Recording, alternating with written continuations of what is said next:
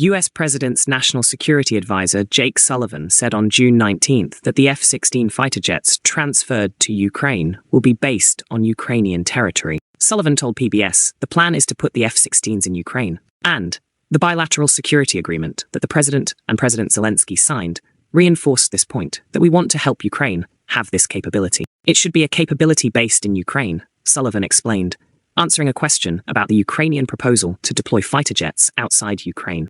The question is, what if the US resorts to supplying F-16C and D fighter jets in various modifications to Ukraine?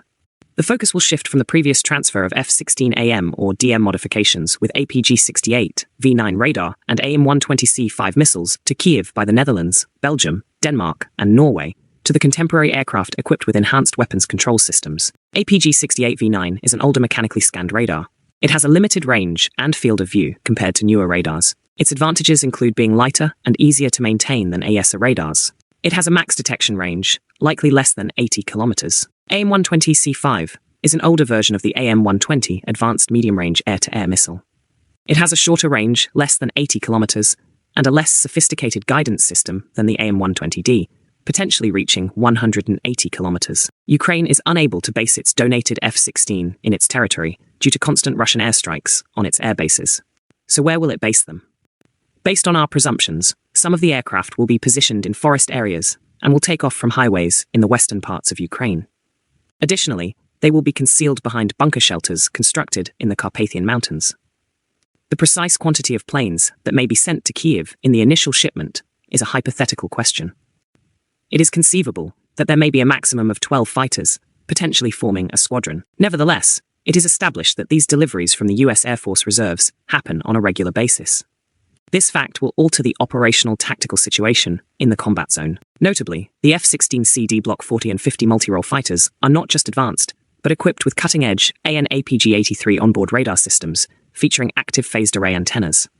Estimates suggest that the radar has a maximum detection range exceeding 320 kilometers, potentially reaching up to 370 kilometers. These systems can detect targets with a radar cross-section of up to 3 square meters, equivalent to the Su-35S, at a distance of 150 kilometers, and targets with a radar cross-section of 7 to 10 square meters, equivalent to the Su-30SM at 200 kilometers. Moreover, these fighters are armed with AIM-120D air-to-air missiles with a range of up to 160 to 170 kilometers.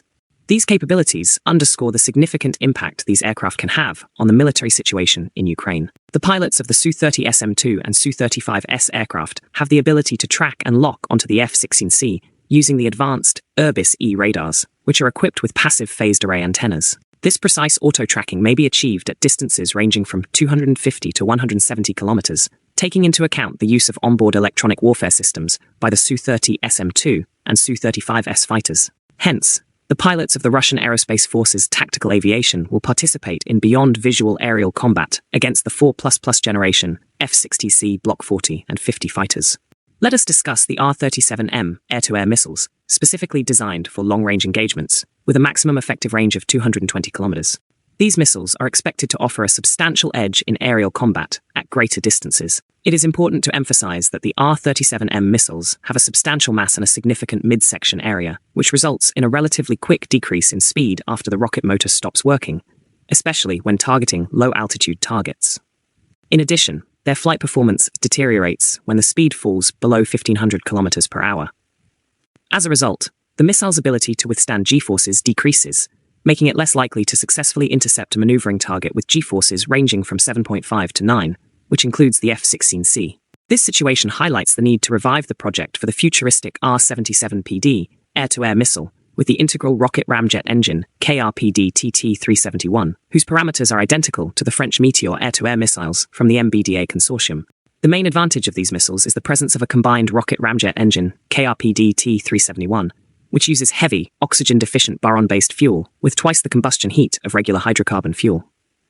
The KRPD-TT-371 engine features a regulated throttle valve at the entrance to the combustion chamber, which incrementally supplies the necessary amount of fuel to maintain a cruising speed of about Mach 2.7 and conserves fuel for higher speed and more maneuverable flight during the terminal phase of the trajectory when intercepting a target at distances up to 150 kilometers. As a result, unlike the R-77-1, the RVV-AEPD missiles are capable of intercepting actively maneuvering targets at the far end of their range, as the remaining fuel provides the necessary impulse for maneuvering. Unfortunately, the State Machine Building Design Bureau, VIMPL, froze the development program for this missile due to underfunding and other reasons. While the US received light, highly maneuverable AIM-120D and Meteor missiles, Russia had to rely solely on the R-37M. A similar situation surrounds the development of the lightweight, long-range air-to-air missile, Item 180, with a dual-mode, dual-impulse solid-fuel rocket engine and a range of up to 180 kilometers. Although allegedly reaching operational readiness, the missile has not been seen on the hardpoints of any multifunctional fighters of the Russian aerospace forces, which may indicate its absence in the arsenal. We should also not forget the KS-172, ultra-long-range air-to-air missile project with a range of 400 kilometers and an average trajectory speed of 4,500 kilometers per hour. This missile, developed in 1993, was not adopted.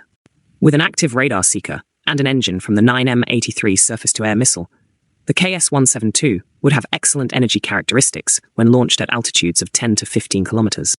It is likely that the development and achievement of operational readiness for these missiles will still take place against the backdrop of the appearance of modern tactical aviation of the US Air Force in the Special Military Operations Zone with AIM-120D missiles. Now, do you think F-16CD can defeat Su-35S in a BVR battle? Let us know in the comments.